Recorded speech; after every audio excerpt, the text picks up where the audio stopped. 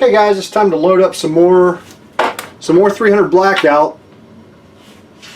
We're going to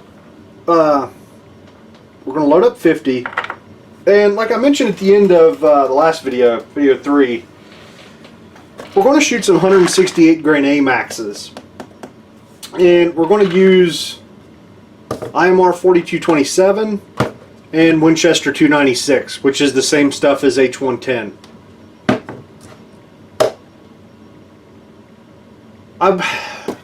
Two main sources I'm kind of working from here right now. The Hornady book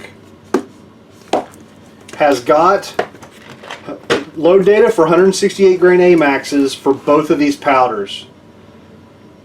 And the Hodgdon website also has load data for both powders with these bullets. But they're a good bit different. So if we look at IMR 4227, Hodgdon shows a starting load of 15.8 grains. Hornady shows a starting charge of 11.8 grains. Huge, massive, crazy difference there, right? Huge difference. The Hornady max charge for 4227 is 14.2 grains.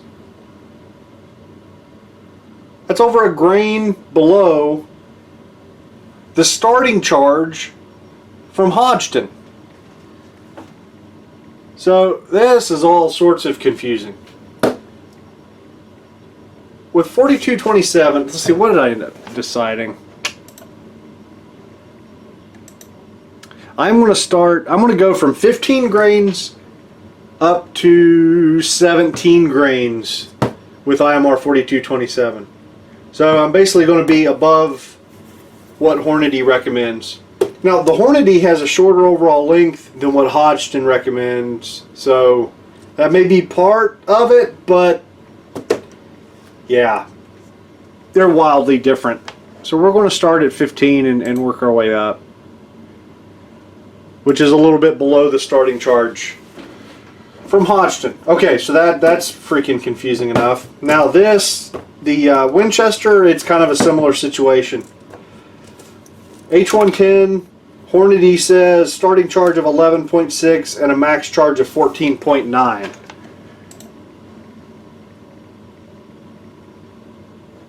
And Hodgdon says 15.3. So Hodgdon's 14.3 to 15.3. And over here we are 11.6 to 14.9. So the starting charge of Hodgdon is just below the the max charge in Hornady is just above the starting charge for Hodgdon. Yeah, so that's what we're at. And we're going to start at 13 and go up to 15. So we're going to exceed Hornady's max just a touch, but we're actually going to keep that one kind of low. So we're going to go 13 to 15 on that guy. And we'll go half grain increments and be ready to go. So we're going to start with IMR 4227. So Winchester 296 needs to go completely off the bench. Don't want to get any mix-ups. And these are obviously, if you've watched the previous videos, once fired brass. First step is going to be full length resizing and decapping. Not going to tumble these or anything like that. They're still pretty darn clean and shiny looking. So it'll just be straight up resize, and then we'll be ready for primers. The dies are still in the turret from the last loading, so we're just going to go ahead and use what's already in here. This is the Lee full length resizing die. It's set for a decent sized cam over there at the bottom, and I'm going to use Imperial sizing die wax as lube. So we're just going to give them a little wipe down, and yeah, I'm not sure how sticky these necks are going to be, so we'll just give it a little bit there. We'll see if this works okay.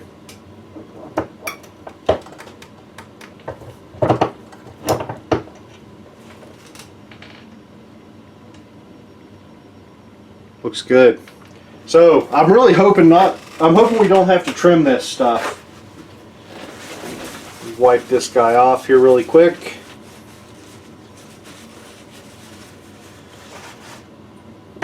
And we'll get a case length.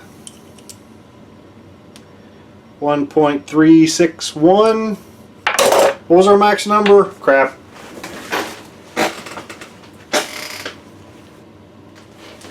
Okay, max length 1.368. And we're good. So our trim last time was 1.358, and if I'm remembering correctly, we trimmed a little bit long. So yeah, this barely stretched at all. Out came the primer, so we're good to go. That neck didn't feel sticky at all, so I'm really kind of going to go pretty light with the lube here and see if I can get away with lightly lubing without sticking cases.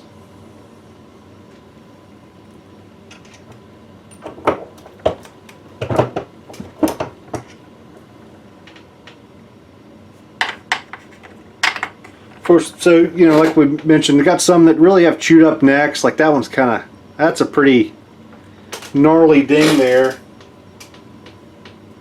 See if it cleans up okay.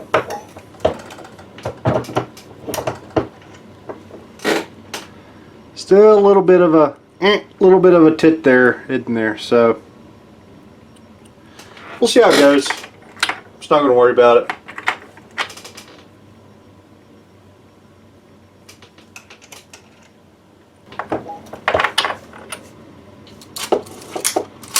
Okay, resizing's all done. Went off no problem. And now I'm just popping primers in these guys using the number 41 primers again. Come on.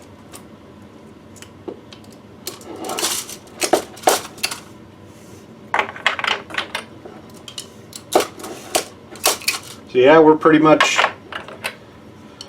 ready for powder here in just a few minutes. Put that guy in a little crooked, didn't I? Let's see.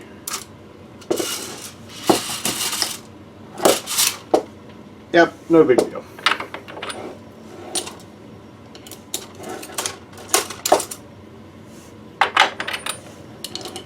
Yeah, you may have noticed I didn't even scrape out these primer pockets. Usually I'll scrape out a little bit of the carbon with a pocket scraper, but nah. Mainly for one, I'm kind of in a hurry. I want to get to the range this evening. But after one firing, not a big deal. Not a big deal at all. Okay, so I had a little camera malfunction. Some might call it operator error. As you can see, I'm already seating bullets, throwing powder seating bullets here. You guys already know all that crap, right? So I guess it's good, because I do have an issue I want to show you that can be very important in situations like this. So we're doing the IMR 4227 loads here. We started at 15, we're working our way up to 17. These are, you can see the powder. The powder's up, you know, above the shoulder. Well, if you look,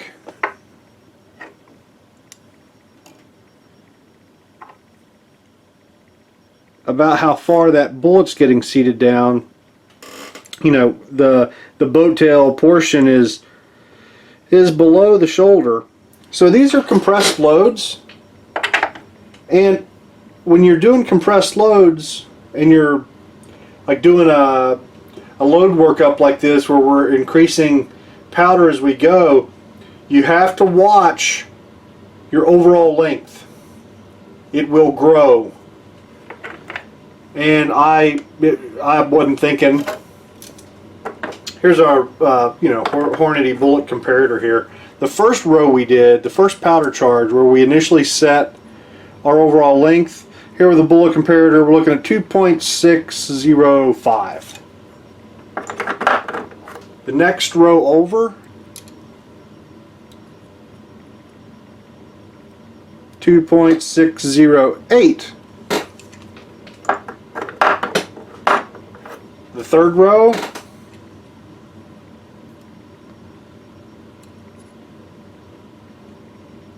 2.613. And then, well, I already fixed these. These were even worse. It was like, yeah, it was worse.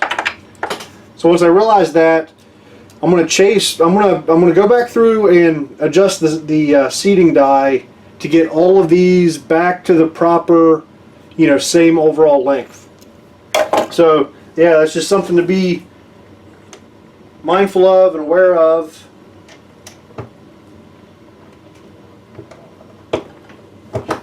As you're working up loads. So I switched over to Winchester 296 and I'm working on the first load for it. Now this is much less volume. These are not going to be compressed charges. So I backed the seating die out quite a bit and we're basically just going to start all over and readjust it as necessary.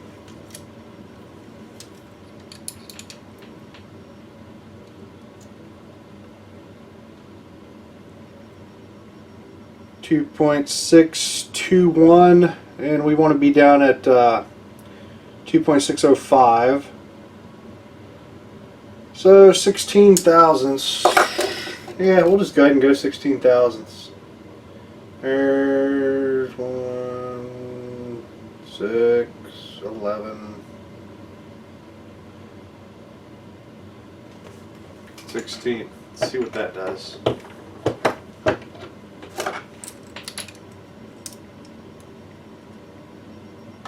Yep, it's about 04. It's just about 1,000 short. Absolutely close enough. And factory crimp and ready to shoot.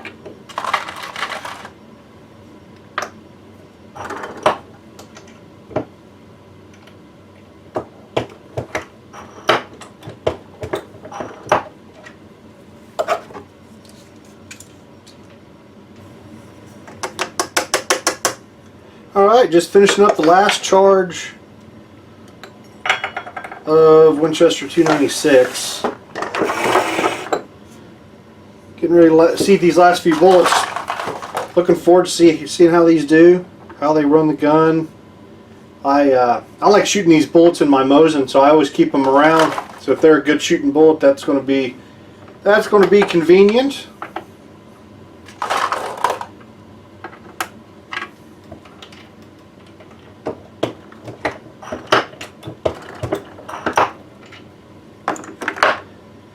I think I already mentioned for subsonics, you know, for cheap subsonics, I'm hoping to use the polymer coated bullets from Palmetto Projectiles.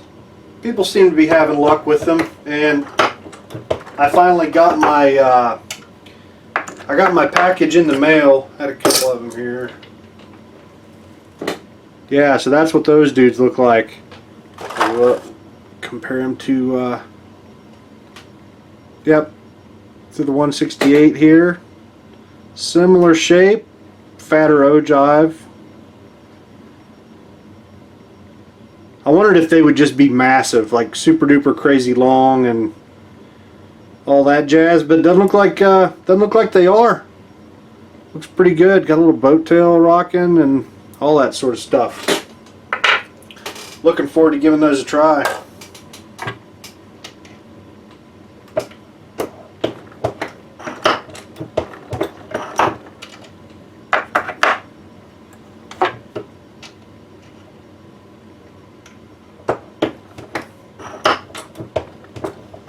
Okay, no issues. Let's freaking get to the range.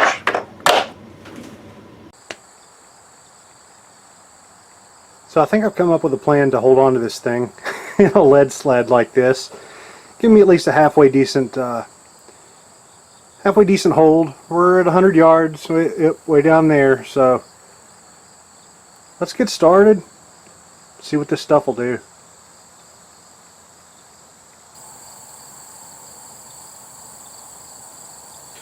Okay, first up, 15 grains of IMR 4227.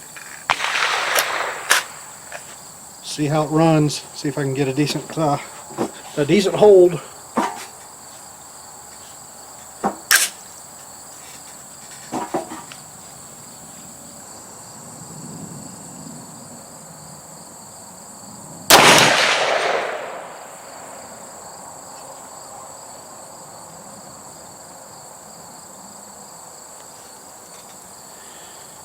Where I'm at, high and to the right.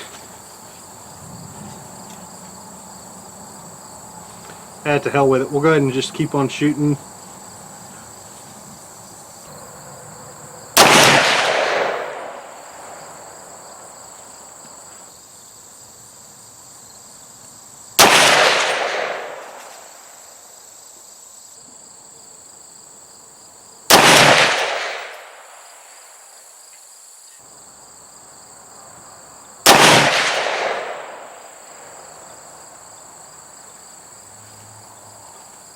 Well, shit.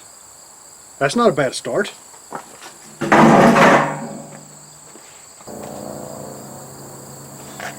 Okay, so I found 4 pieces of brass at least, and they all look good. So let's just move right on to the next load. Half grain more.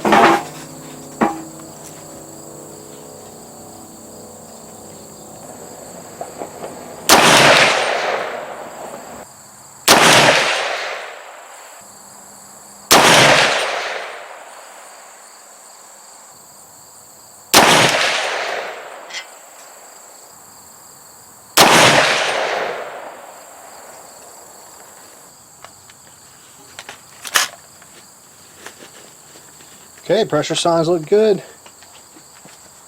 Keep on trucking. Another half a grain. Still IMR 4227.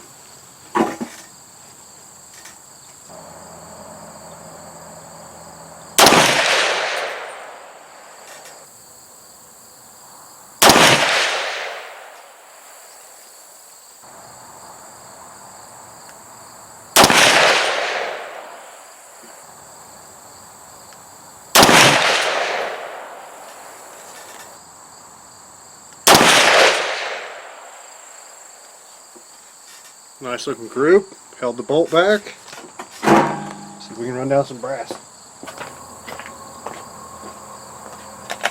Pressure signs look good. Let's keep on trucking.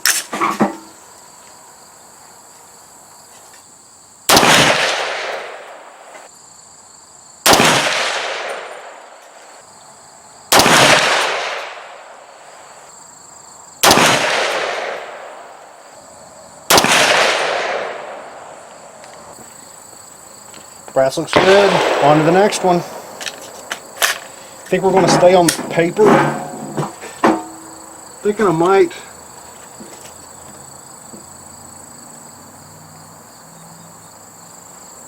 I'm going to give us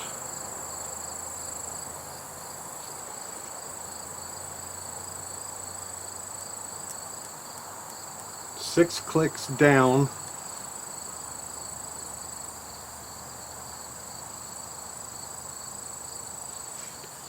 And 4 clicks left.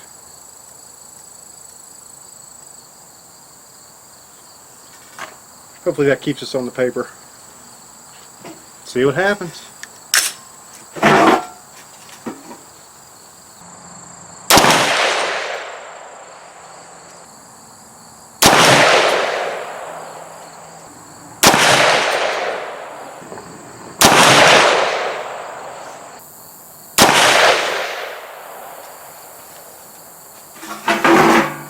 Alright, so that locked the bolt. Yeah, all of those loads ran awesome. Pressure signs look great as well. No brass issues that I can see at all.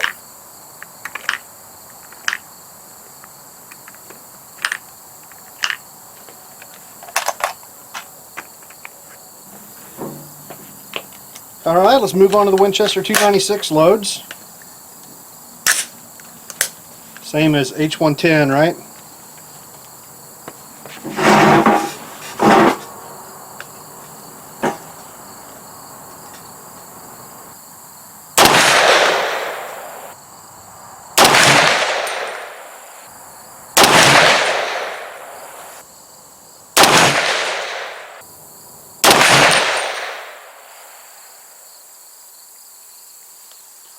Well, that's a group.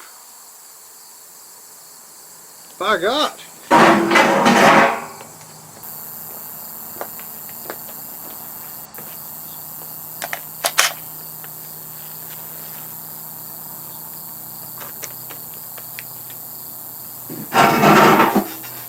All right, let's keep the party going.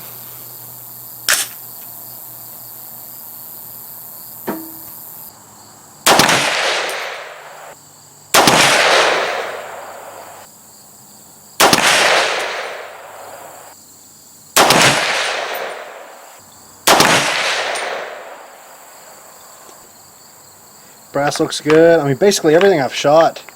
Haven't seen the first bit of a pressure sign or flattened primer or anything of that nature. Rock and roll.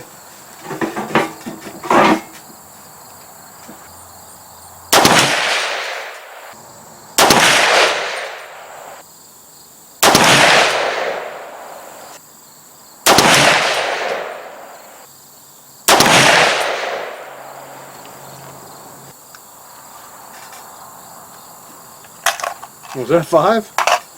I guess that was 5. Holy shit, that's a pretty small group. Tell you what, boys, this powder and this bullet looks like it's going to be a good combo.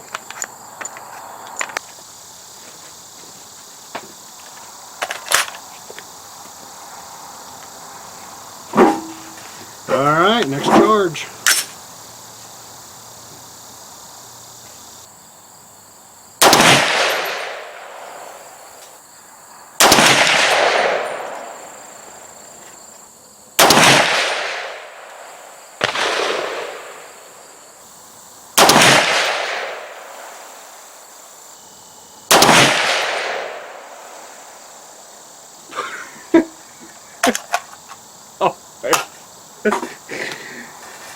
Oh, this is awesome.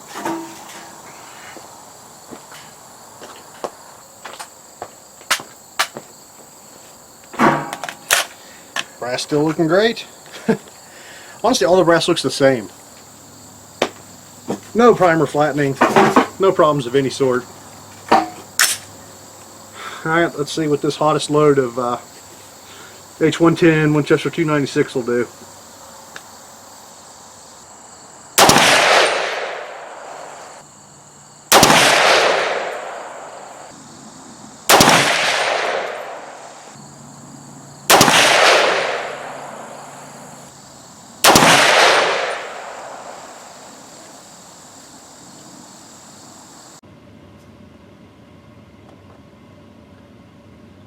How about our little 300 Blackout?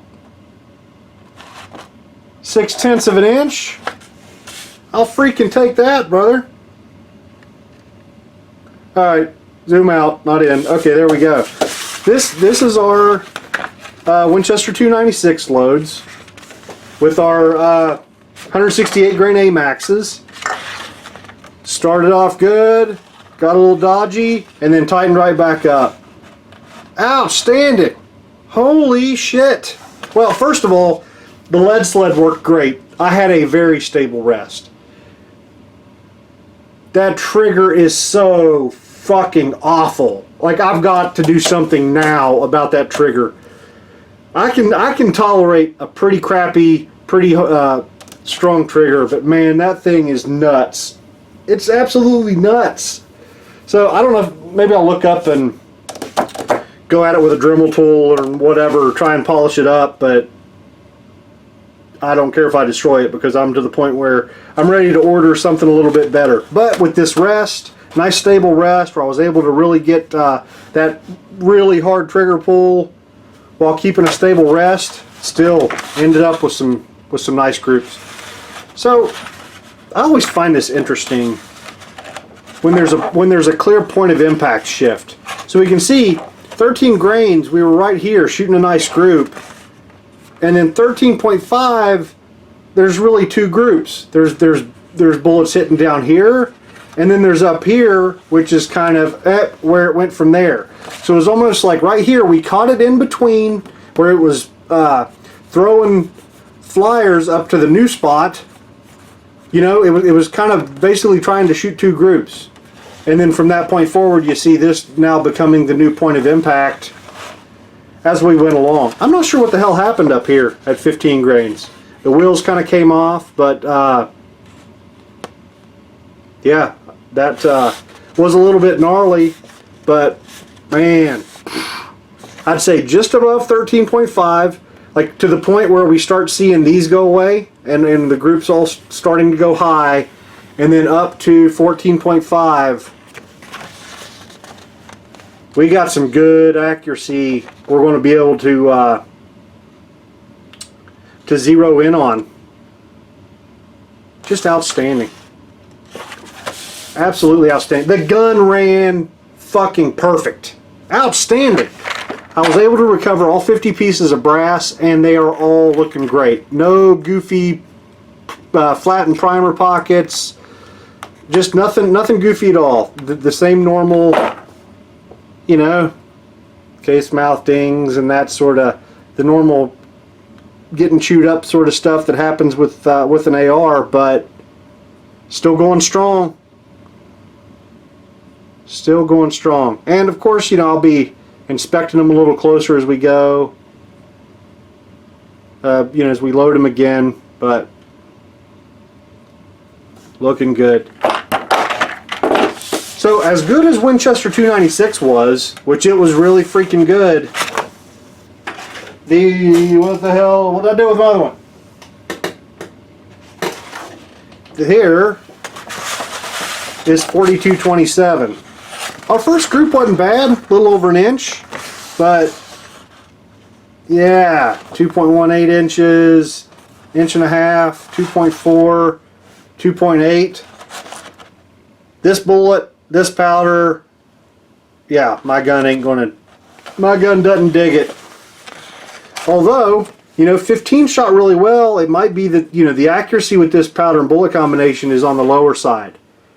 You know, so maybe some 14 to 15 testing would be in order. But honestly, now that Winchester 296 shot so freaking well, we're going to be focusing on that for a little bit and abandoning this for the time being. But not too shabby. This is kind of what I was expecting. So, you know, when I shot this target first, I wasn't shocked and I wasn't disappointed, and, you know, between an inch and 2 inches is kind of what I expected. But then, you know, then Winchester 296 comes along and we're freaking killing it, brother. So, really happy.